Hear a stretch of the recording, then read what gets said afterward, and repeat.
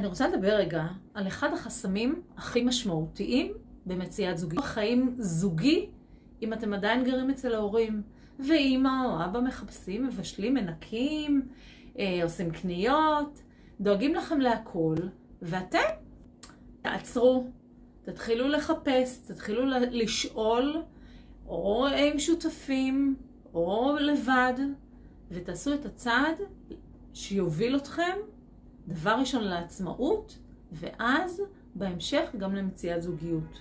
כי המגורים אצל ההורים ולהישאר מתחת לסינר של אמא, זה לא יקדם אתכם. זה לא יקדם אתכם, ואומרת את זה אמא לילדים גדולים, שגם אצלי רצו לחסוך כסף לדירות וכאלה, ולא נשארים בבית. אז קחו את הטיפ הזה ותעשו צעד. ואם אתם הורים לילדים בגילאים האלה, שהם רווקים ורווקות, תעזרו להם לצאת. תנו להם את הדחיפה הקלה הזאת לעצמאות. אז שיהיה לכם בהצלחה ושתפו אותי איך זה יתקדם.